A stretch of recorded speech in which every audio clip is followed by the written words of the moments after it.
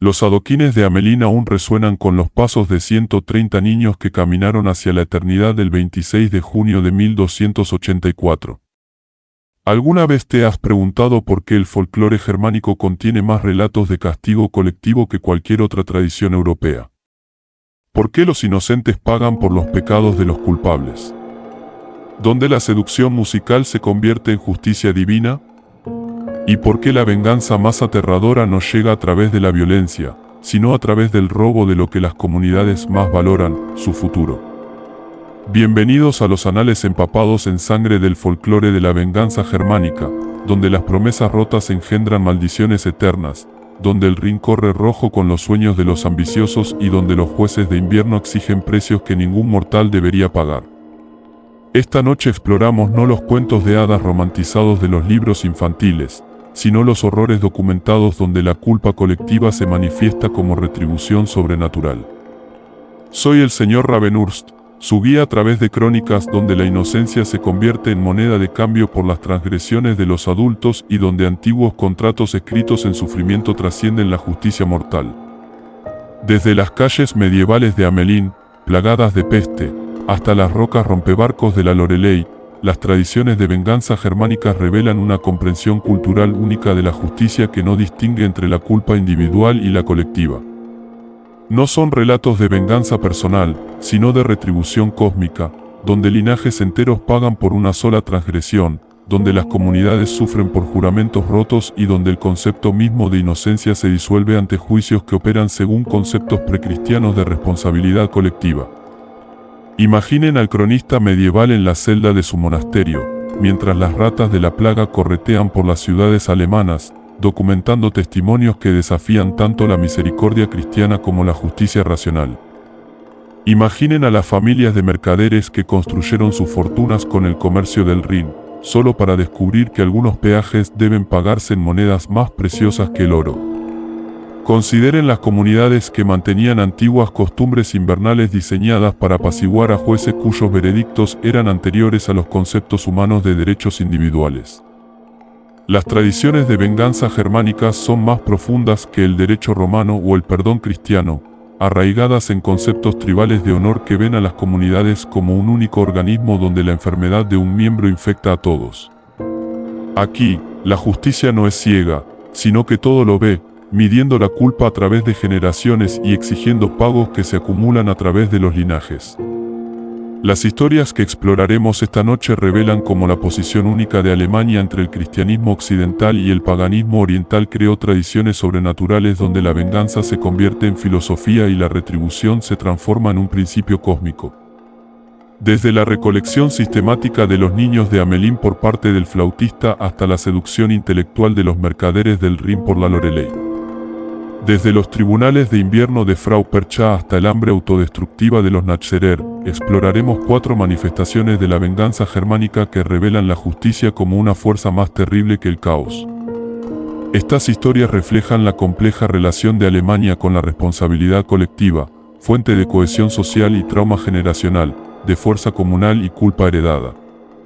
Suscríbete para unirte a nuestra exploración del folclore de la venganza germánica y deja un comentario compartiendo qué forma de justicia sobrenatural estremece más tu sensibilidad moderna. Ahora, comencemos nuestro viaje a través de los meticulosos libros de contabilidad donde cada deuda se registra y cada pago vence con intereses calculados en los gritos de los niños.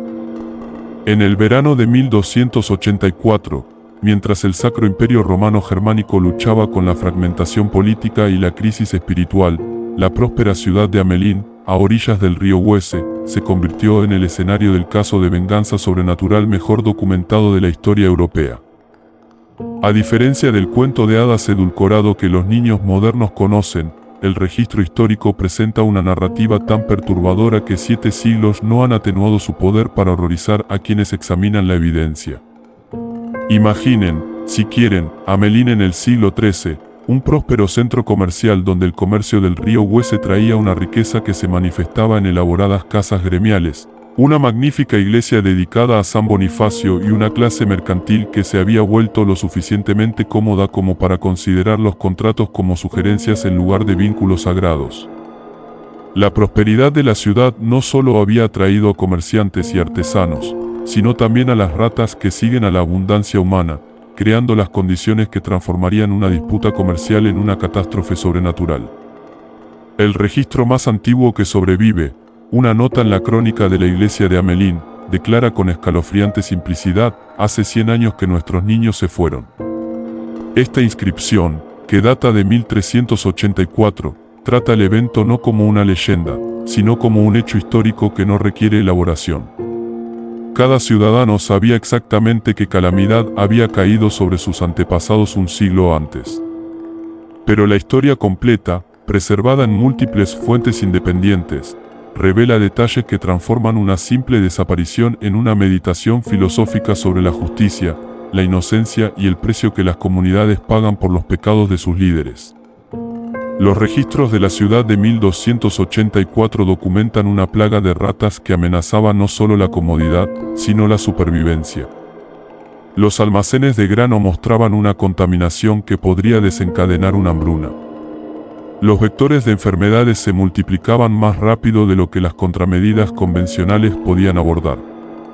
El consejo de la ciudad, dominado por ricos mercaderes que se habían beneficiado del comercio del huese, se enfrentaba a una crisis que el dinero por sí solo no podía resolver. Entra en escena la figura conocida en los documentos contemporáneos como Der bunte Pfeffer, el flautista multicolor. Las descripciones enfatizan consistentemente su ropa de tonos imposibles. Telas que parecían cambiar de color con la perspectiva y una flauta tallada en un material que los testigos no podían identificar, pero que parecía capturar la luz y retenerla en sus profundidades translúcidas. Su llegada coincidió con el solsticio de verano, un detalle que los teólogos posteriores interpretarían como significativo. Las negociaciones del contrato, conservadas en los registros del gremio que sobrevivieron a los múltiples desastres de Amelín, revelan una especificidad notable. El flautista exigió 1000 florines, una fortuna que habría puesto a prueba incluso el rico tesoro de Amelín. Pero ofreció garantías que ningún cazador de ratas convencional se atrevería a dar. Eliminación completa de todas las ratas en un solo día, con el pago debido solo tras el éxito verificado. El consejo de la ciudad, dirigido por el burgomaestre Bertram von Minden, aceptó unos términos que nunca tuvieron la intención de cumplir. Heinrich von Oya, un comerciante viajero que fue testigo de la eliminación de las ratas, dejó el único relato detallado del método del flautista. En la mañana del 26 de junio, el flautista comenzó a tocar una melodía que von Oya describió como contenedora de armónicos que herían el oído humano mientras parecían hablar directamente a la conciencia de los roedores. Las ratas emergieron de cada edificio, cada sótano, cada nido oculto, formando un río viviente de gris y marrón que siguió al flautista por las calles de Amelín. Pero el verdadero horror no residía en el comportamiento de las ratas, sino en su aparente conciencia durante la procesión. Von Oya notó que las criaturas no se movían presas del pánico, sino con un propósito, sus ojos reflejando lo que describió como una terrible comprensión de su destino. Siguieron al flautista hasta el río Huese y, mientras él continuaba tocando, marcharon hacia las aguas donde se ahogaron, no luchando, sino aceptando su destrucción como si reconocieran la justicia en su eliminación. El flautista regresó al ayuntamiento para recibir su pago. Su ropa multicolor completamente seca a pesar de haber estado en la orilla del río mientras miles de ratas se ahogaban. El burgomaestre von Minden y el consejo de la ciudad, calculando que no quedaban testigos del contrato verbal y que ningún tribunal daría crédito a la reclamación de un extraño contra comerciantes respetables, se negaron a pagar. En su lugar, ofrecieron una cantidad simbólica, 50 florines, afirmando que el servicio no había valido más. La respuesta del flautista, registrada por el escriba de la ciudad que documentó la confrontación, contiene profundidades filosóficas que lo transforman de simple charlatán a agente de justicia cósmica. Ustedes confunden la naturaleza de los contratos, dijo según los informes. Cuando acuerdan términos con alguien que comanda fuerzas más allá de su comprensión, no solo comprometen su oro, sino su futuro. Volveré para cobrar una deuda que se acumulará a través de generaciones. Partió de Amelín esa noche, pero las consecuencias del contrato roto se manifestaron de inmediato. Esa noche, todos los adultos en Amelín experimentaron sueños idénticos en los que sus hijos caminaban hacia la oscuridad, mientras los padres permanecían paralizados, incapaces de advertirles o seguirlos. Los sueños se repitieron noche tras noche con creciente intensidad, mostrando a los niños envejecer en un reino más allá del alcance mortal, mientras que Amelín misma se marchitaba por la pérdida de su futuro. La catástrofe ocurrió el 22 de julio, la fiesta de María Magdalena, una fecha que los cronistas señalaron por su asociación con el arrepentimiento y la transformación. El flautista regresó, pero su apariencia había cambiado de maneras que sugerían su verdadera naturaleza. Los relatos contemporáneos describen ropas que parecían tejidas de sonido mismo, una flauta que parecía tallada en música cristalizada y ojos que no reflejaban la luz, sino la profundidad de las promesas rotas. Esta vez tocó una melodía diferente, una que los oídos adultos no podían percibir correctamente, pero que ejercía una influencia irresistible en las mentes jóvenes. Los niños de Amelín, los 130 de entre 4 y 14 años, salieron de sus hogares en estados que los testigos describieron como sonambulismo estático. Formaron una procesión que siguió al flautista por calles que sus pies conocían, pero que sus ojos ya no reconocían. 3 niños permanecieron en Amelín, uno sordo que no podía oír la música, uno ciego que no podía seguir la procesión y uno cojo que no podía mantener el ritmo. Estos supervivientes proporcionaron los únicos testimonios de la partida de los niños, describiendo cómo sus compañeros de juego caminaban como si vieran el paraíso justo más allá de la vista mortal, mientras sus padres permanecían congelados, capaces de mirar pero incapaces de interferir con una justicia que operaba según leyes más antiguas que la legislación humana. La procesión se movió a través de la puerta este de Amelín hacia el Koppenberg, una colina que la tradición local había asociado durante mucho tiempo con la actividad sobrenatural. El niño ciego, Jacob Steinbach, informó que la música creaba experiencias sinestésicas en las que podía ver los sonidos como colores y formas que formaban patrones de belleza imposible. Describió cómo las voces de sus compañeros de juego se unían a la melodía del flautista, creando armonías que sugerían que estaban aprendiendo lenguajes anteriores al habla humana.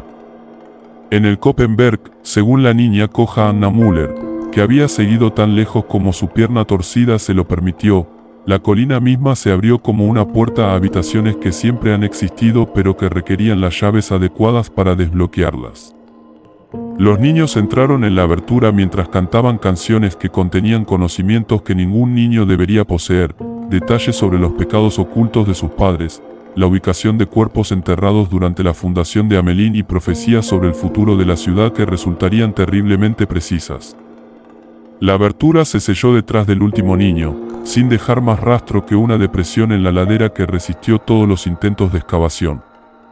Los padres desesperados que arañaron la tierra con sus propias manos solo encontraron roca sólida que parecía más antigua que la piedra circundante. Como si el portal temporal hubiera revelado una geología que existía en relaciones temporales diferentes a la materia normal. Las secuelas inmediatas transformaron a Amelín de un próspero centro comercial a una comunidad definida por la ausencia. Los registros de la ciudad, generalmente centrados en transacciones comerciales y mejoras cívicas, se convierten en catálogos de duelo que desafían la resistencia emocional de los lectores modernos. Los padres hablan de escuchar las voces de sus hijos en el viento a través de habitaciones vacías, de preparar comidas para familias que nunca volverían a reunirse, de mantener juguetes y ropa como santuarios de futuros que nunca se manifestarían. Pero los elementos sobrenaturales de la desaparición de los niños continuaron manifestándose de maneras que sugerían que su destino trascendía la simple muerte. Múltiples testigos informaron de encuentros con los niños desaparecidos en circunstancias que desafiaban la explicación racional. Mercaderes que viajaban por territorios lejanos describieron haber conocido grupos de niños que hablaban el dialecto distintivo de Amelín pero que afirmaban servir al maestro de las melodías en un reino donde la música reemplazaba el lenguaje y la armonía determinaba la jerarquía. El padre Augustine Heinzer, el sacerdote que atendió a la devastada población de Amelín, documentó implicaciones teológicas que desafiaban los conceptos cristianos de la justicia divina. En cartas al obispo de Minden, cuestionó cómo Dios podía permitir que los inocentes sufrieran por los pecados de los adultos, cómo se podía responsabilizar a los niños por contratos que no firmaron y si el flautista representaba un castigo divino, una intervención demoníaca o una fuerza que operaba fuera de las categorías teológicas cristianas. La respuesta del obispo, conservada en los archivos diocesanos, revela la lucha de las autoridades eclesiásticas por mantener la coherencia doctrinal frente a eventos sobrenaturales que violaban los principios teológicos. Sugirió que el destino de los niños podría representar una forma de martirio donde la inocencia fue transformada en lugar de destruida, donde un aparente castigo se convirtió en una salvación disfrazada de la corrupción espiritual de Amelín. Pero sus argumentos sonaban vacíos para los padres que querían a sus hijos de vuelta, no justificaciones teológicas para su ausencia. Las consecuencias económicas agravaron el trauma espiritual cuando Amelín descubrió que perder a sus hijos significaba perder su futuro de maneras cuantificables. Las alianzas comerciales se disolvieron mientras otras ciudades cuestionaban la sensatez de asociarse con una comunidad bajo un aparente juicio sobrenatural. Las familias jóvenes huyeron en lugar de arriesgarse a tener hijos en un territorio maldito. En una generación, Amelín se había transformado de un centro comercial a una historia con moraleja sobre el precio de romper la fe con fuerzas más allá de la comprensión humana. Investigadores modernos que estudian los registros de Amelín informan de fenómenos que sugieren que las energías sobrenaturales del evento permanecen activas.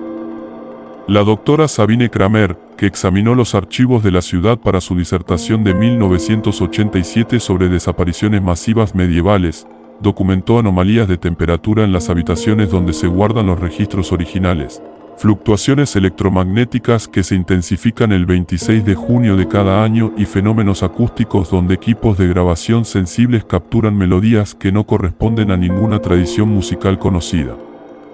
El propio Koppenberg sigue siendo un lugar de actividad sobrenatural reportada que se resiste a la explicación racional.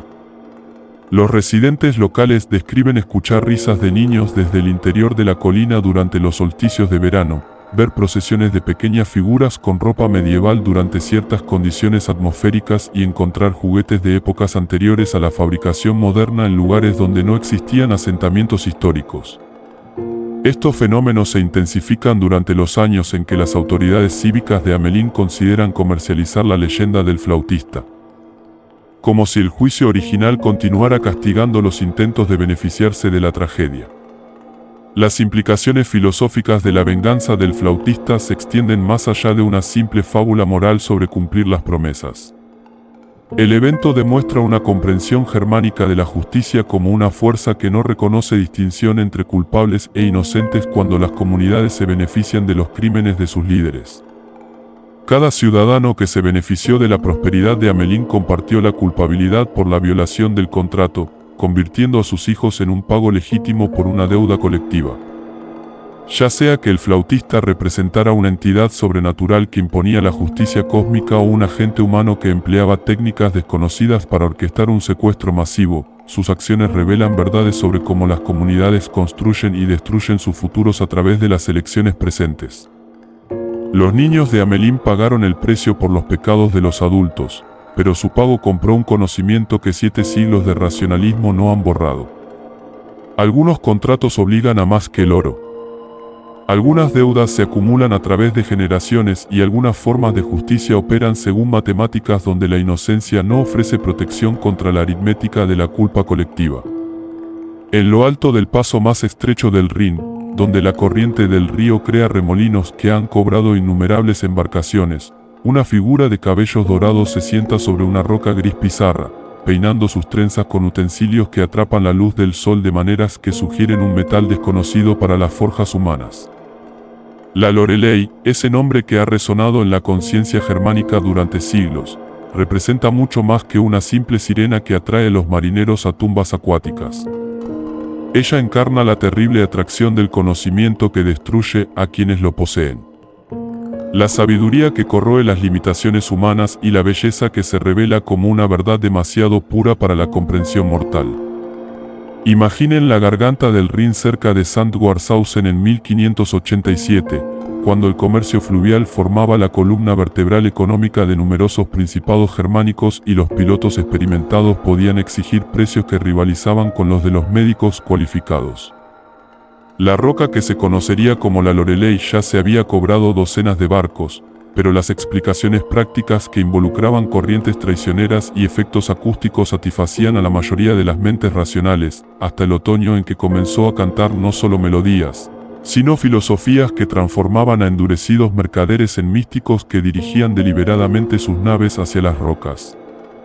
El capitán Johann Verdenberg, cuyo diario fluvial sobrevivió a su último viaje, nos proporciona el relato más detallado de un encuentro con una entidad que trascendía la mitología convencional de las sirenas.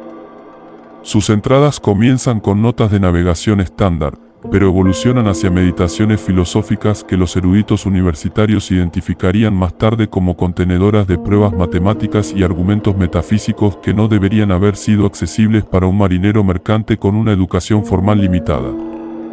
Cantaba sobre la unidad subyacente a la multiplicidad aparente, escribió Verdenberg en un pasaje que se adelanta a ideas similares de filósofos reconocidos. Su voz contenía armónicos que hacían visibles las conexiones entre todas las cosas. Como el fluir de los ríos refleja el paso del tiempo. Como cada gota contiene la totalidad del océano. Como la conciencia impregna la materia de maneras que hacen que las distinciones entre lo animado y lo inanimado sean construcciones sin sentido de una percepción limitada.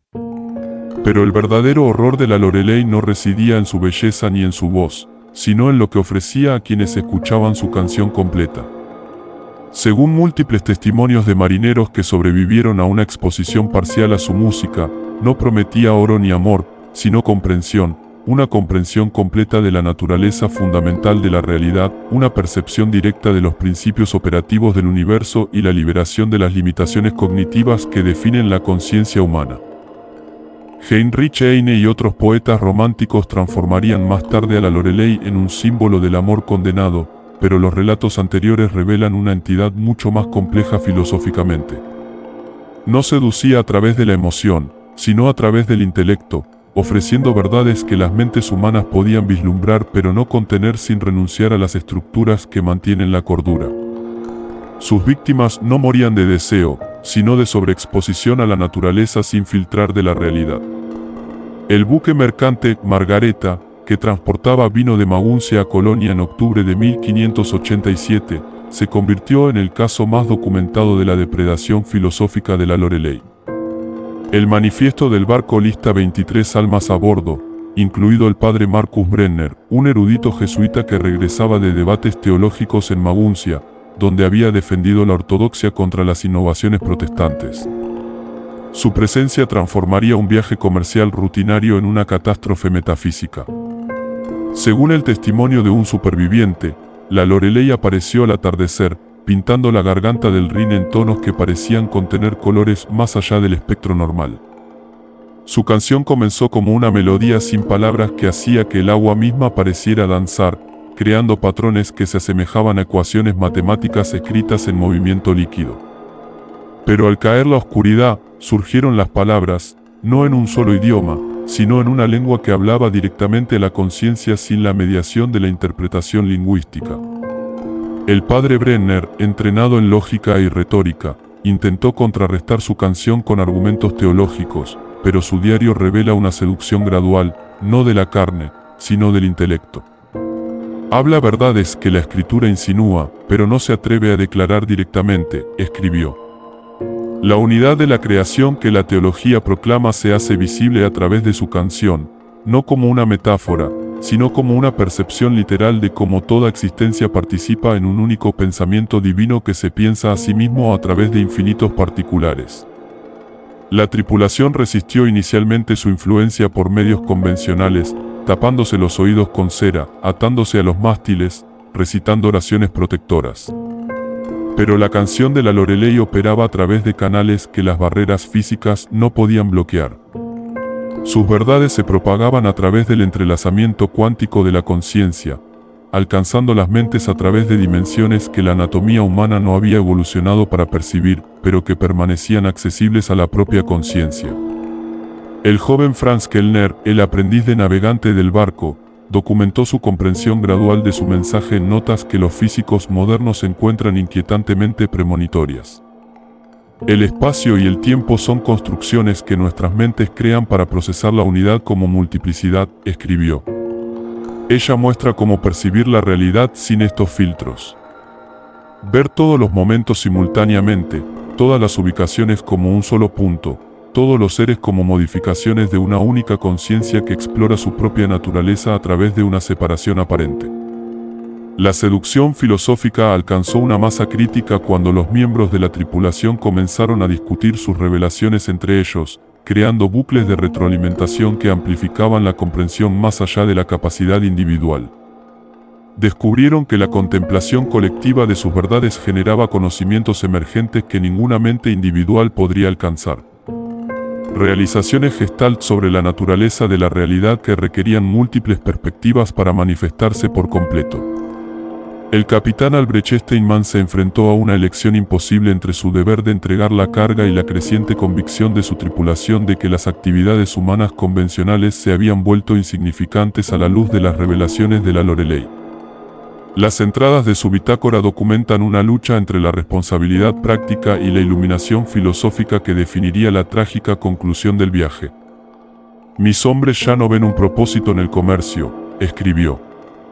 Hablan del oro como una ilusión cristalizada y ven nuestra carga de vino como metáforas líquidas de verdades que la fermentación hace visibles. Mantienen sus deberes, pero los realizan como actores en una obra cuyo significado han trascendido. Temo que ya estemos perdidos, aunque nuestro barco permanezca a flote. La crisis alcanzó su punto álgido cuando el padre Brenner anunció su intención de nadar hasta la roca de la Loreley, no por deseo carnal, sino por la necesidad de recibir su enseñanza completa sin la atenuación de la distancia. Su formación teológica lo había preparado para resistir la tentación, pero no para contrarrestar verdades que parecían completar en lugar de contradecir su fe. Hablaba de ella como Sofía encarnada, la sabiduría misma tomando forma para guiar a la humanidad más allá de una cómoda ignorancia. El intento de la tripulación de contener a Brenner desencadenó la catástrofe final. En una lucha que los testigos describieron como filosófica en lugar de física, diferentes facciones lucharon no con armas, sino con interpretaciones contrapuestas de la realidad. Aquellos que habían aceptado las revelaciones de la Loreley se movían con un propósito que trascendía la autoconservación. Aquellos que se resistían veían como sus certezas se disolvían por la proximidad a creyentes cuya convicción parecía alterar la realidad local. El Margareta chocó contra las rocas debajo del peñasco de la Loreley, no por un error de navegación, sino por una elección deliberada de una tripulación que había decidido que la destrucción física era un pequeño precio a pagar por la liberación metafísica. Los relatos de los supervivientes describen no pánico, sino éxtasis mientras el agua se precipitaba a través del casco roto. Miembros de la tripulación cantando en armonía con la canción de la Loreley mientras se ahogaban, creando una música que los testigos en la orilla encontraron simultáneamente hermosa y aterradora. 7 hombres sobrevivieron gracias a barcos de pesca que los sacaron de las corrientes del Rin. Pero la supervivencia resultó ser una bendición a medias, ya que luchaban por reintegrarse en la sociedad mientras portaban las revelaciones de la Loreley. Hans Miller, el carpintero del barco, pasó los años restantes creando esculturas que los matemáticos universitarios reconocieron como proyecciones tridimensionales de objetos cuatridimensionales. Wilhelm Braun, un marinero común, comenzó a hablar en paradojas que los profesores de teología documentaron como contenedoras de ideas válidas expresadas a través de estructuras lingüísticas que no deberían haber sido posibles. El cuerpo del padre Brenner apareció en la orilla 3 días después del naufragio. Su rostro tenía una expresión que los testigos luchaban por describir, ni pacífica ni angustiada, sino que reflejaba una comprensión que trascendía las categorías emocionales. Su diario empapado contenía entradas finales escritas en una mezcla de latín, griego, hebreo y símbolos que los lingüistas no pudieron identificar, pero que parecían codificar relaciones matemáticas en lugar de contenido lingüístico. La investigación de la Iglesia Católica sobre el destino de Brenner planteó cuestiones teológicas que desafiaron los fundamentos de la ortodoxia. Si la Loreley ofrecía sabiduría genuina en lugar de engaño demoníaco, ¿cómo debería responder el cristianismo a verdades que excedían sus límites doctrinales? ¿Podría la búsqueda de la comprensión completa justificar el abandono de las responsabilidades morales? ¿Impulsó el orgullo intelectual o una auténtica revelación a quienes eligieron ahogarse en lugar de la ignorancia? El informe confidencial del obispo Wilhelm von Reichau a Roma revela la profunda preocupación de las autoridades eclesiásticas sobre las implicaciones de la Loreley. Ella no contradice nuestra teología, sino que la completa de maneras que hacen que nuestras cuidadosas distinciones carezcan de sentido, escribió. Si los pescadores pueden lograr ahogándose lo que los teólogos buscan a través de toda una vida de estudio, ¿qué valor tiene nuestra erudición? Si la verdad llega a través de la belleza en lugar del argumento, ¿qué propósito sirve nuestra lógica? Las autoridades locales intentaron soluciones prácticas, colocar advertencias, aumentar las patrullas fluviales, incluso considerar la demolición con explosivos de la roca de la Loreley. Pero cada intervención fracasó a través de mecanismos que sugerían que la realidad misma protegía su ubicación. Las señales de advertencia se desvanecían durante la noche hasta volverse ilegibles. Los barcos patrulleros sufrían fallos en sus equipos al acercarse a su sección del río. Los explosivos enviados para la demolición llegaban transformados en sustancias que el análisis químico no podía identificar. El fenómeno evolucionó a medida que el racionalismo de la Ilustración desafiaba las explicaciones sobrenaturales. En lugar de disminuir, la influencia de la Loreley se adaptó a nuevos marcos intelectuales. Los filósofos naturales que se acercaban a su roca informaron de súbitas intuiciones sobre leyes físicas que no se descubrirían formalmente hasta siglos después. Los cartógrafos encontraron que sus mapas revelaban espontáneamente relaciones geográficas que la topografía convencional no podía detectar. Incluso los escépticos que negaban su existencia experimentaron expansiones de comprensión que se correlacionaban precisamente con la proximidad a su ubicación tradicional. El Dr. Friedrich Schilling, el filósofo idealista, incorporó a la Loreley en su sistema como un ejemplo de cómo el conocimiento absoluto podría manifestarse a través de la experiencia estética en lugar de la deducción lógica. Sus notas inéditas describen un viaje de medianoche a su roca donde afirmó recibir una intuición intelectual directa de la autorrevelación absoluta a través de la naturaleza. Los críticos desestimaron tales afirmaciones como exceso romántico, pero sus obras posteriores mostraron saltos conceptuales que la erudición convencional no podía explicar. Investigadores modernos informan que la influencia de la Loreley continúa a pesar de la transformación industrial del comercio del Rin. Los sistemas de navegación electrónica experimentan anomalías cerca de su roca que sugieren patrones de interferencia que operan a través de dimensiones que la teoría electromagnética no reconoce. Los hidrófonos detectan frecuencias que los ingenieros de audio describen como armónicos imposibles que contienen estructuras de información que se asemejan a pruebas matemáticas comprimidas en lugar de ondas sonoras convencionales. Las cuestiones filosóficas planteadas por la existencia de la Loreley siguen sin resolverse. Si la comprensión completa destruye a quienes la alcanzan, ¿qué dice esto sobre el valor último del conocimiento? ¿Pueden existir verdades que los humanos no deberían aprender a pesar de su validez? ¿Se convierte la sabiduría en veneno cuando se administra en dosis que exceden la capacidad metabólica de la conciencia? Estas preguntas persiguen no solo a los marineros del Rin, sino a cualquiera que haya vislumbrado verdades demasiado grandes para que los marcos humanos las contengan. La tradición local sostiene que la Loreley continúa su canción para aquellos capaces de oír más allá de las frecuencias acústicas. Que la conciencia misma resuena con sus verdades, creando una música interna que se acumula hacia revelaciones que prometen la trascendencia a costa de todo lo que hace que la trascendencia sea significativa. Ya sea que represente una entidad externa o una proyección del deseo humano de un conocimiento imposible, su lección permanece constante. Algunas formas de comprensión exigen precios que ninguna sabiduría puede justificar pagar. Sin embargo, los más sabios entre nosotros pueden ser aquellos que lo pagan de todos modos. En las regiones alpinas donde Alemania se encuentra con Austria, las 12 noches entre Navidad y Epifanía no pertenecen al Niño Jesús ni a los 3 Reyes Magos, sino a una antigua jueza cuyos veredictos son anteriores a los conceptos cristianos de pecado y redención. Frau Perchta, conocida también como Berchta, Bertera o simplemente la Destripadora, desciende de las tormentas de invierno para inspeccionar no solo el comportamiento, sino la orientación fundamental de las almas humanas hacia el orden o el caos, la industria o la pereza, la tradición auténtica o la innovación corrupta.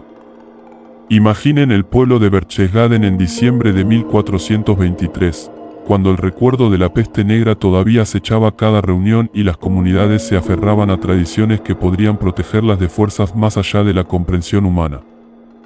Los aldeanos habían mantenido sus costumbres de Perchten a pesar de la desaprobación eclesiástica, realizando danzas enmascaradas y dejando ofrendas que reconocían poderes más antiguos que las campanas de la iglesia que marcaban el tiempo cristiano. Entendían que el juicio de Frau Percha operaba según leyes que no distinguían entre la tradición pagana y la innovación cristiana.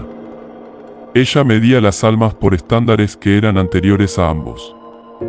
A diferencia de los amables visitantes navideños de la tradición edulcorada, Frau Percha llegaba como una fuerza de juicio cósmico que evaluaba no la moralidad superficial, sino la profunda alineación estructural con los principios que ella encarnaba.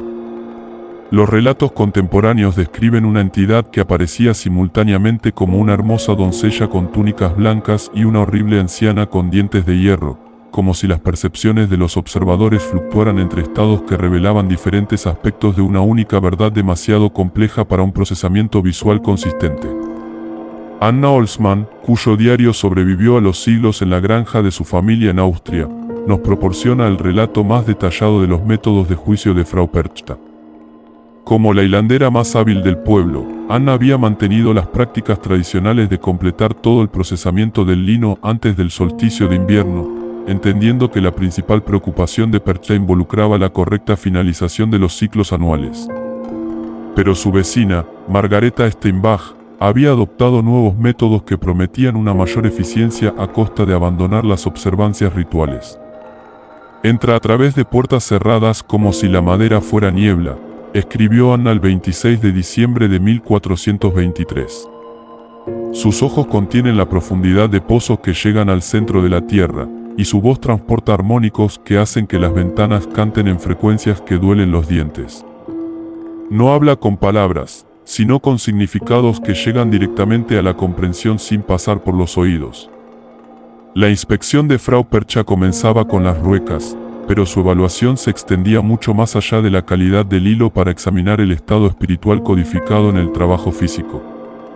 Podía leer el año entero de una mujer en la torsión de sus fibras, percibir sus intenciones en la tensión de la tela tejida y juzgar la orientación de su alma a través de patrones que emergían en arreglos aparentemente aleatorios de herramientas y materiales.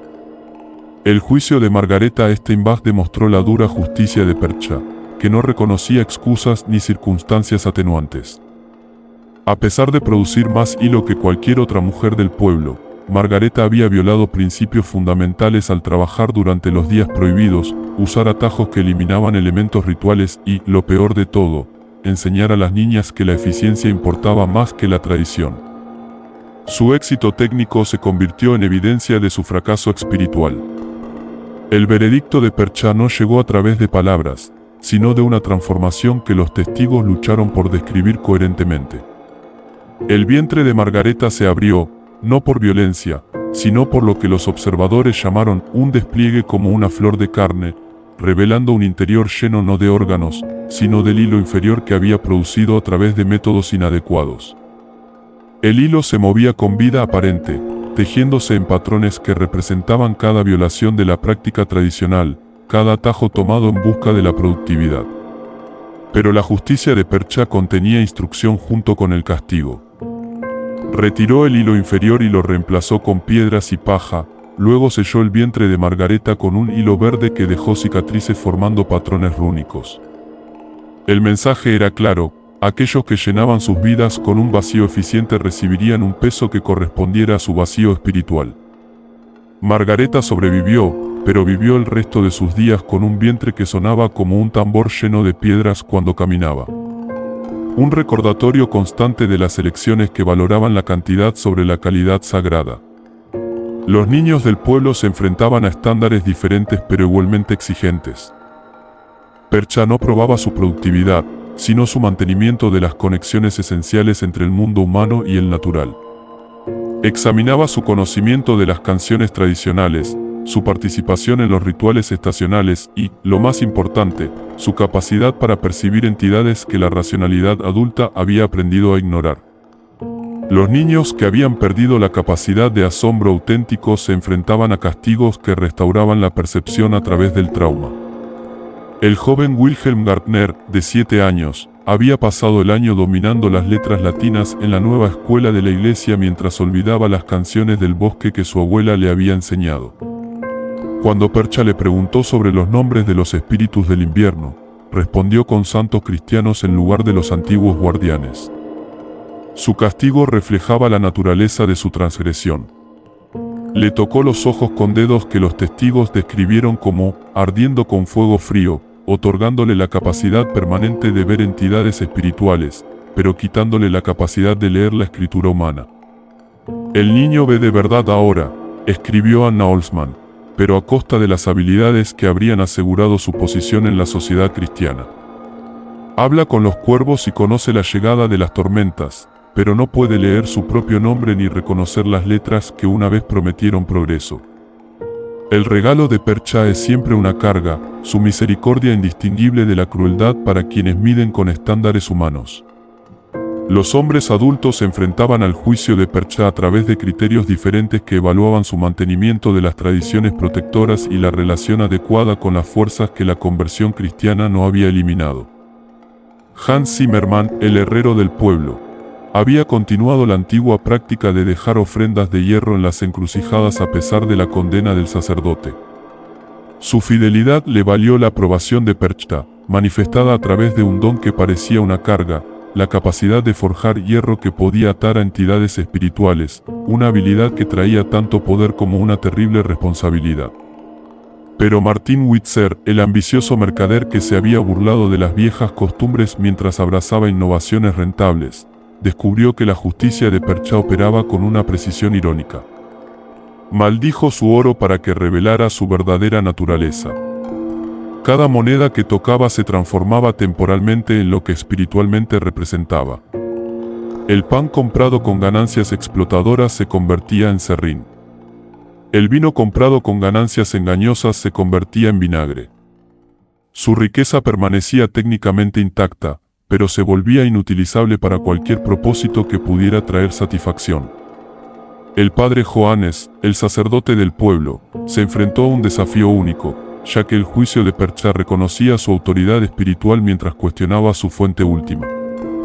Se le apareció no como una deidad pagana, sino como una figura de las tradiciones suprimidas del cristianismo, Santa Lucía, Santa Bárbara, la propia Virgen María, pero siempre con elementos que revelaban poderes más antiguos bajo las fachadas cristianas. Su debate teológico, conducido en lenguas anteriores al latín, exploró cuestiones sobre si la conversión transformaba o simplemente disfrazaba las fuerzas antiguas. Habla de Cristo con un conocimiento que sugiere un conocimiento personal, escribió el padre Johannes a su obispo, pero describe la resurrección como un giro de una rueda eterna en lugar de un evento de salvación único. Reconoce la Trinidad, pero añade figuras que crean multiplicidades más allá de nuestras matemáticas. Lo más inquietante es que afirma que el cristianismo tuvo éxito no al reemplazar a los dioses antiguos, sino al proporcionar nuevos nombres para poderes que requerían una redefinición periódica para coincidir con la evolución humana. Los juicios de Percha crearon dinámicas sociales que desafiaron tanto las jerarquías tradicionales como el igualitarismo cristiano. Aquellos a quienes castigaba a menudo obtenían conocimientos que los hacían valiosos a pesar de sus sufrimientos. Aquellos a quienes recompensaba encontraban que sus dones los aislaban de la comunidad humana normal. El pueblo desarrolló estructuras sociales paralelas, una siguiendo el calendario cristiano y la ley civil, otra operando según las revelaciones de Percha sobre ciclos cósmicos que no se preocupaban por las convenciones humanas. Las implicaciones económicas resultaron particularmente complejas, ya que los estándares de Percha para la industria adecuada entraban en conflicto con las presiones emergentes del mercado. Los artesanos que mantenían la calidad ritual encontraban que sus productos alcanzaban precios superiores de compradores que reconocían el valor espiritual. Pero también se enfrentaban a acusaciones de ineficiencia por parte de mercaderes que solo medían la productividad material. El pueblo se dividió entre quienes trabajaban para la aprobación de Percha y quienes buscaban el éxito mundano. Los niños nacidos después de la visita de Percha en 1423 mostraron características inusuales que sugerían que su influencia se extendía más allá de los juicios inmediatos. Demostraban conocimiento de oficios tradicionales sin instrucción, hablaban con los animales usando lenguajes que los adultos no podían percibir y mostraban la capacidad de predecir el clima a través de sensaciones corporales que correspondían a los cambios de presión atmosférica. Pero también luchaban con el catecismo cristiano, encontrando su teología lineal incompatible con la sabiduría cíclica que Percha había codificado en su conciencia. La respuesta de la Iglesia reveló una profunda ambivalencia sobre entidades como Percha, que no podían ser fácilmente categorizadas como demoníacas o divinas. La doctrina oficial condenaba su culto como una supervivencia pagana que requería supresión. Pero el clero local, que fue testigo de sus juicios, a menudo desarrolló posiciones teológicas más matizadas, sugiriendo que podría representar un aspecto de la justicia divina que operaba a través de formas culturales anteriores a la revelación cristiana, pero no necesariamente opuestas a ella. La investigación del obispo Heinrich von Immenhausen concluyó con recomendaciones que reconocían la imposibilidad práctica de eliminar la influencia de Percha. Juzga según leyes que no entendemos, usando estándares que no podemos definir, escribió. Los intentos de supresión solo llevan las observancias a la clandestinidad, mientras que potencialmente provocan visitaciones más duras. Es mejor cristianizar lo que podamos mientras aceptamos que algunas fuerzas operan en espacios que nuestra teología no ha cartografiado. El impacto a largo plazo del sistema de juicio de Percha creó una cultura regional única que mezclaba la moralidad cristiana con conceptos precristianos de orden cósmico. Las comunidades mantenían sistemas de calendario duales, un año litúrgico para las preocupaciones de salvación y un año natural para el éxito práctico. Enseñaban a los niños tanto el catecismo como las canciones tradicionales, entendiendo que diferentes aspectos de la existencia requerían diferentes formas de sabiduría. Antropólogos modernos que estudian las tradiciones perchenalpinas notan una notable continuidad con las prácticas medievales, lo que sugiere que la influencia de Frau Percha trasciende el simple folclore. Los practicantes contemporáneos informan de experiencias durante las observancias rituales que coinciden con los relatos medievales, anomalías de temperatura, percepciones sinestésicas donde el sonido se vuelve visible y encuentros con entidades que juzgan las almas modernas con estándares antiguos. La doctora Elizabeth Gruber, quien documentó las costumbres perchen para sus estudios etnográficos, experimentó un encuentro personal que la transformó de observadora a participante.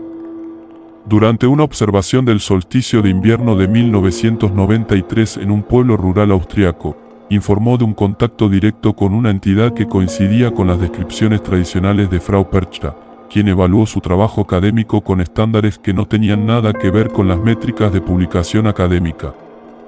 Examinó mi investigación como si leyera el alma a través de las palabras escritas, escribió Gruber en un diario privado que luego publicó. Cada cita revelaba una lealtad espiritual.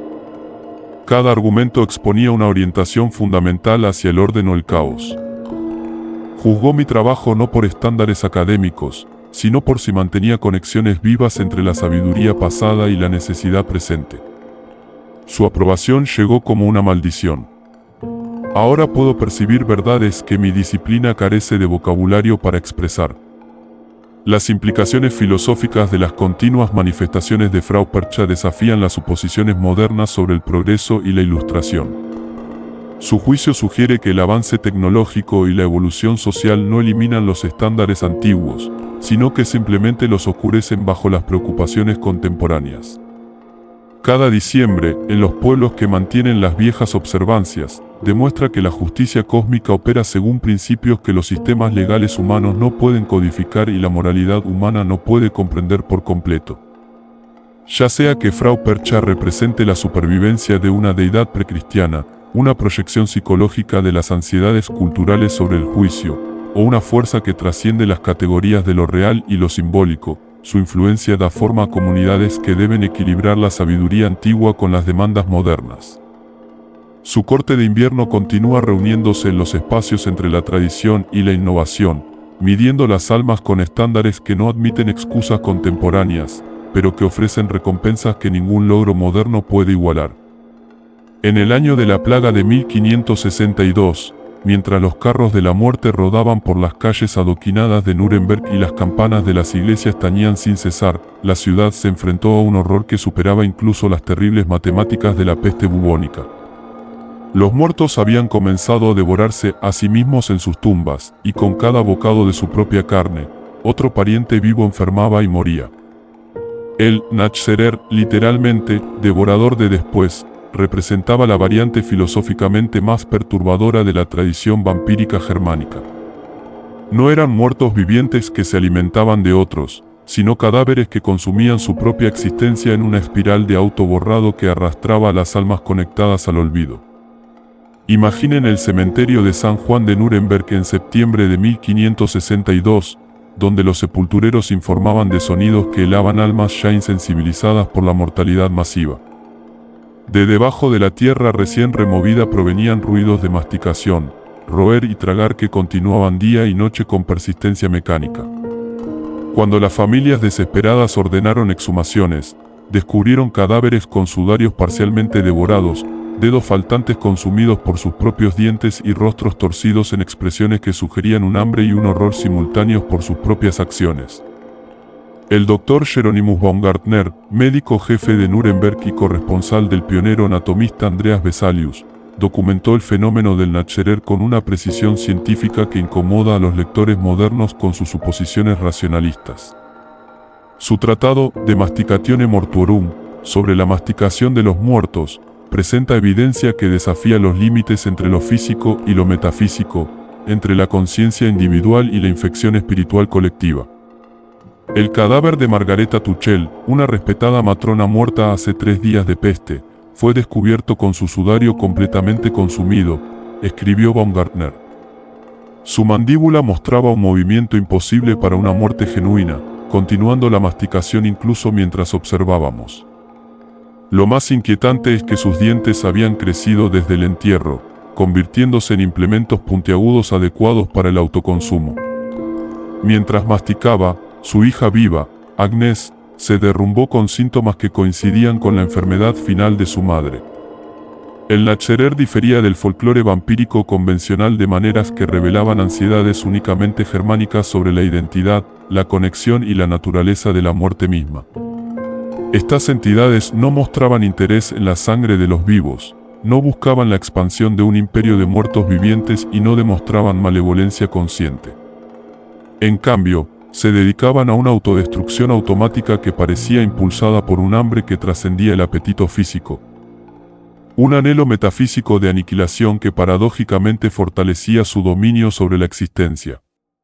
Pero las preocupaciones prácticas abrumaron los debates teológicos a medida que la plaga de Nachtzerer se extendía a través de las redes familiares con precisión matemática. Cuando Albrecht Dürer el joven, sobrino nieto del famoso artista, se convirtió en un Nachtzerer después de morir de peste, toda su familia extendida comenzó a mostrar síntomas que se correlacionaban precisamente con los sonidos de masticación de su tumba. Cada bocado parecía transferir una porción de muerte del cadáver a los parientes vivos, como si los muertos solo pudieran lograr la verdadera extinción distribuyendo su mortalidad entre los supervivientes.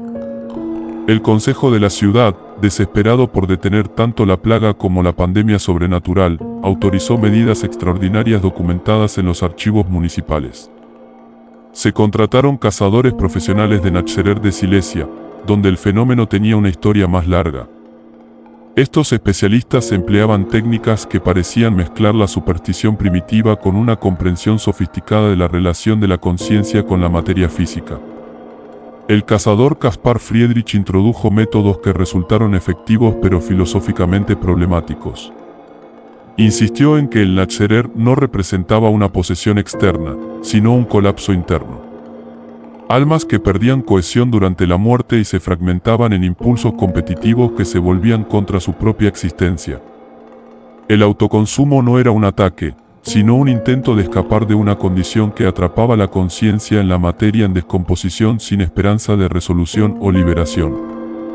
El Nachtzerer no anhela carne, sino el fin, explicó Friedrich a las autoridades de la ciudad. Habiendo fallado en morir adecuadamente, busca la extinción a través del autoborrado. Pero los lazos que conectan las almas de la familia impiden la aniquilación solitaria. Debe devorar sus conexiones con los demás, arrastrándolos a su disolución. Los vivos se enferman porque su fuerza vital llena los vacíos creados por el autoconsumo de los muertos. Los métodos de prevención revelaron una comprensión de la conciencia como una red en lugar de un fenómeno individual.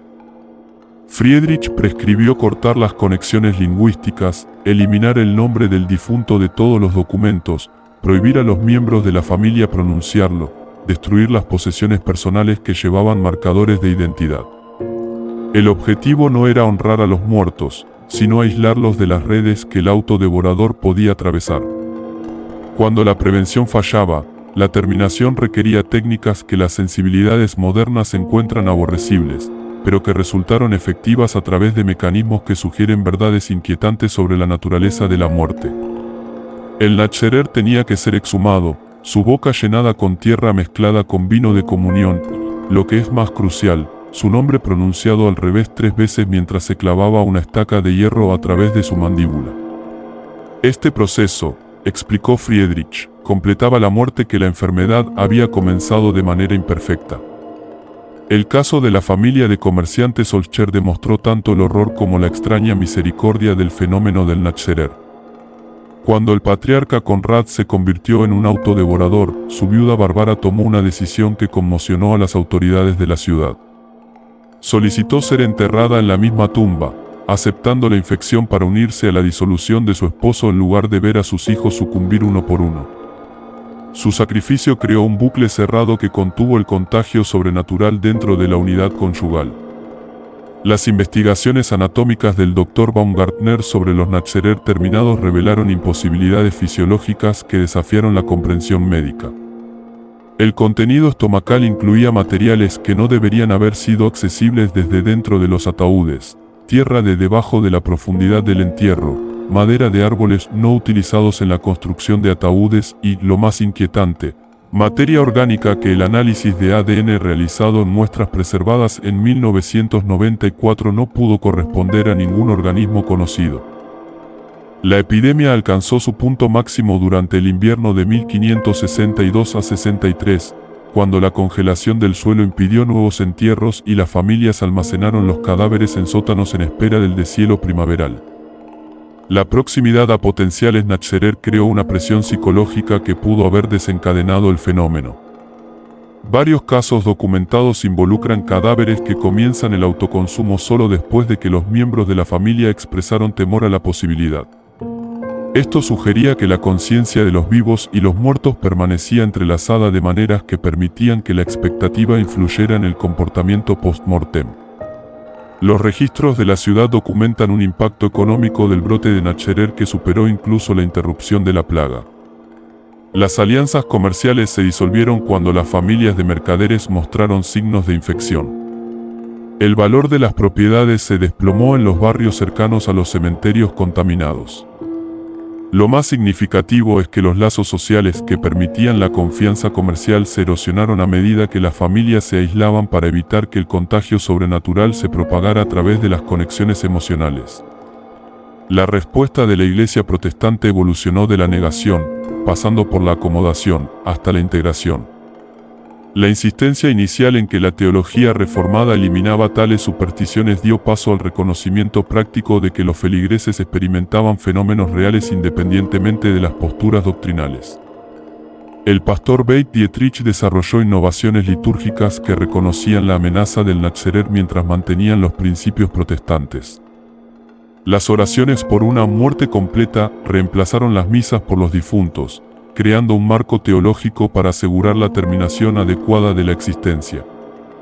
La cesación gradual del fenómeno se correlacionó con cambios en la práctica funeraria en lugar de la evolución teológica. La introducción de tumbas más profundas, forros de ataúd de metal y, lo más importante, técnicas de preservación química que prevenían el movimiento post-mortem parecieron inhibir la manifestación del Nachtzerer. Esto sugería que el autodevorador requería condiciones físicas específicas, proximidad a la superficie, materiales de ataúd orgánicos y un estado de preservación que mantenía la flexibilidad muscular. Patólogos forenses modernos que estudian los relatos históricos de los Natcherer proponen explicaciones racionales que involucran gases de descomposición, variaciones del rigor mortis y movimiento post-mortem. Pero estas teorías no logran abordar las correlaciones documentadas entre el comportamiento del cadáver y los patrones de enfermedad entre los parientes vivos, la sincronización del autoconsumo en múltiples tumbas y los cambios anatómicos que excedían los parámetros normales de descomposición. La doctora Marlene Hoffman, cuyo estudio de 2003 examinó restos de Natcherer preservados utilizando tecnología médica contemporánea, documentó anomalías que se resisten a la explicación convencional. Las modificaciones dentales mostraban patrones de desgaste consistentes con la masticación activa, pero imposibles para tejido no vivo. El contenido estomacal reveló estructuras organizadas que sugerían procesos digestivos que continuaron después del paro cardíaco. Lo más inquietante es que el tejido neural mostraba patrones de organización típicamente asociados con la conciencia activa en lugar de la descomposición post-mortem. Las implicaciones filosóficas del fenómeno del Natcherer desafían las suposiciones occidentales sobre la muerte como un estado binario, vivo o muerto, consciente o extinto. Estas entidades ocupaban un espacio liminal donde la existencia persistía sin vida, donde la conciencia operaba sin conocimiento, donde el hambre impulsaba el comportamiento sin posibilidad de satisfacción. Representaban el miedo no a la muerte, sino a la muerte incompleta, a una existencia que continuaba más allá de su terminación adecuada en un estado que no ofrecía ni las posibilidades de la vida ni la liberación de la muerte. Los encuentros contemporáneos reportados con fenómenos similares a los Natcherer se agrupan en torno a situaciones que involucran la resolución incompleta del duelo. Sistemas familiares con límites deficientes y muertes que dejan asuntos pendientes significativos. Los psicólogos interpretan esto como proyecciones de la culpa del superviviente, pero quienes los experimentan informan de evidencia física, marcas de mordeduras que aparecen en cuerpos exhumados, sonidos de masticación desde tumbas selladas y patrones de enfermedad que se correlacionan con la actividad sobrenatural reportada. Ya sea que el Natcherer representara una conciencia post-mortem real, una manifestación psicosomática de la ansiedad colectiva o un fenómeno que opera fuera de los paradigmas científicos actuales, su impacto histórico dio forma a las actitudes germánicas hacia la muerte que persisten en la memoria cultural. El énfasis en un entierro adecuado, la ruptura completa de las conexiones terrenales y una demarcación clara entre los vivos y los muertos refleja las lecciones aprendidas de siglos de lucha con los muertos autodevoradores que amenazaban con arrastrar a linajes enteros a su espiral de autoaniquilación.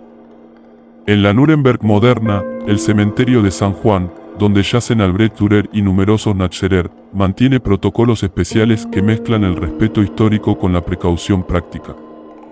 Las tumbas del brote de 1562 permanecen selladas con capas adicionales de hormigón. Los investigadores genealógicos informan de una dificultad inusual para rastrear las líneas familiares que terminaron durante la epidemia de Natcherer. Y las personas sensibles afirman escuchar en ciertas noches, cuando las condiciones coinciden con las de los años de la plaga, sonidos de una paciente masticación que sugieren que algunas hambres trascienden incluso el paciente apetito de la muerte por toda carne. Y así concluimos nuestro viaje a través de los meticulosos libros de contabilidad donde la venganza germánica registra cada promesa rota, cada tradición violada, cada intento de escapar del juicio colectivo a través de la inocencia individual. Desde las guarderías vacías de Hamelin hasta las profundidades filosóficas del Rin, desde la corte invernal de Percha hasta las tumbas autodevoradoras de Nuremberg, hemos sido testigos de la justicia como una fuerza más terrible que el caos, precisa, paciente y completamente indiferente a los conceptos humanos de proporcionalidad. ¿Qué distingue al folclore de la venganza germánica de otras tradiciones europeas? No son relatos de vendetta personal o castigo individual, sino manifestaciones de una justicia cósmica que no reconoce distinción entre las partes culpables y los beneficiarios inocentes de las ganancias de la culpa. El flautista de Hamelin no se dirige a los consejeros específicos que rompieron su palabra, sino que reclama el futuro de toda la comunidad. La Loreley ofrece una sabiduría que destruye a quienes la buscan, independientemente de su posición moral. Frau Percha juzga según estándares anteriores a la moralidad humana. El Natcherer devora linajes sin distinguir entre santos y pecadores. La justicia sobrenatural germánica opera a través de mecanismos que revelan una comprensión cultural de la existencia humana como fundamentalmente colectiva en lugar de individual. Cada persona participa en redes de conexión, familia, comunidad, tradición, que hacen imposible el aislamiento de las acciones de los demás. Cuando los mercaderes se benefician de contratos rotos, sus hijos heredan la deuda espiritual. Cuando los marineros buscan conocimiento prohibido, sus familias comparten las consecuencias de una conciencia expandida. Cuando los artesanos abandonan las prácticas tradicionales, sus comunidades sufren un desequilibrio cósmico. Cuando los individuos mueren incorrectamente, sus parientes experimentan el contagio de la mortalidad. Estas historias reflejan verdades profundas sobre la justicia que el cómodo individualismo moderno prefiere negar, que la inocencia no ofrece protección contra la culpa colectiva, que los niños inevitablemente pagan por las elecciones de sus padres, que la sabiduría puede ser más destructiva que la ignorancia y que la muerte misma no ofrece escapatoria a las consecuencias de una vida mal vivida. El folclore germánico preserva la comprensión de que las acciones se propagan a través de redes de conexión de maneras que hacen de la responsabilidad puramente personal una ficción filosófica. Encarnan el reconocimiento de que algunas formas de justicia operan fuera de los sistemas legales humanos, siguiendo matemáticas donde el sufrimiento se acumula a través de generaciones hasta que el pago adecuado restaura el equilibrio. El robo de los niños por parte del flautista equivale al robo de su pago por parte de Amelín, pero con intereses calculados en el duelo de los padres. El ahogamiento de los buscadores por parte de la Loreley equilibra su intento de comprender verdades más allá de la capacidad humana, pero les cobra todo por una comprensión momentánea. El destripamiento de los espiritualmente vacíos por parte de Percha llena sus vacíos con un peso que corresponde a sus tradiciones abandonadas. El autoconsumo del Nacherer propaga la muerte a través de redes que deberían haber proporcionado vida.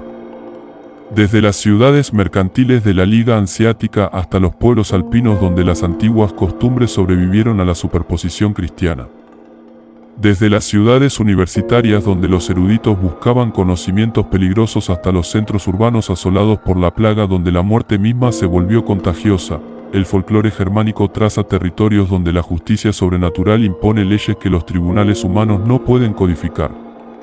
Estas fuerzas no se oponen a la moralidad cristiana ni a la ética secular, sino que operan según principios más antiguos que no reconocen estatuto de limitaciones y no aceptan súplicas de misericordia.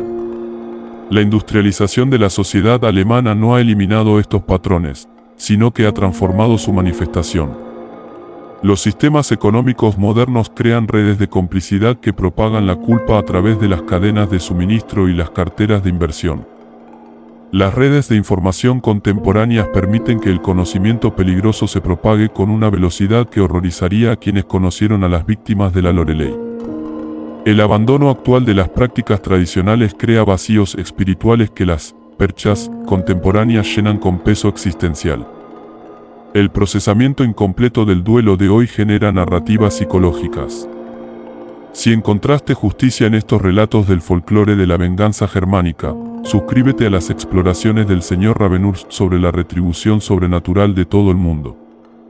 Comparte tus pensamientos sobre qué forma de justicia cósmica aterroriza más tus sensibilidades modernas que asumen la autonomía individual. Dinos si crees que la culpa colectiva puede ser heredada o si cada generación merece un libro de contabilidad moral nuevo. Hasta que nos volvamos a encontrar en las meticulosas columnas donde cada deuda se registra y cada pago vence con interés compuesto, recuerda que la justicia germánica lleva libros que abarcan siglos y no reconocen protección por bancarrota. Cada promesa rota resuena a través de generaciones. Cada pago robado exige un reemplazo con lo que los ladrones más valoran. Cada abandono de la tradición crea un vacío que algo llenará. Cada muerte impropia amenaza con extenderse a través de redes de amor que se convierten en canales para el contagio. El flautista todavía camina por los caminos de Alemania, ofreciendo servicios que las comunidades no pueden permitirse rechazar o traicionar. La Loreley todavía canta para aquellos que valoran el conocimiento por encima de la existencia. Frau Percha todavía juzga con estándares que no tienen en cuenta los tiempos cambiantes. Los Nacherer todavía tienen hambre en tumbas donde una muerte impropia impide un final adecuado. Y la justicia germánica todavía opera a través de matemáticas donde la inocencia individual no ofrece protección contra la aritmética de la culpa colectiva. Duerman bien, oyentes. Pero sepan que en los meticulosos libros de contabilidad donde la justicia germánica registra sus cuentas, sus deudas incluyen no solo sus propias acciones, sino su participación en sistemas que crean víctimas, su beneficio de las promesas rotas de otros y su herencia de ventajas compradas con monedas que no contaron. Duerman bien, sabiendo que en algún lugar, algo paciente y preciso continúa sus cálculos, esperando el momento en que el pago venza con un interés que se acumula a través de generaciones hasta que el equilibrio se restablezca a través de monedas más preciosas que el oro. ¿Qué tradición de venganza germánica atormenta su comprensión de la justicia? Compartan sus pensamientos sobre la culpa colectiva, la deuda heredada y si la inocencia individual existe en sistemas donde todos se benefician de alguna explotación. Díganos qué forma de retribución sobrenatural les parece más precisamente calibrada para corresponder el crimen con un castigo filosóficamente apropiado. Los libros de contabilidad permanecen abiertos, y cada comentario se suma a la meticulosa contabilidad que determina cuándo y cómo la justicia manifiesta sus terribles matemáticas.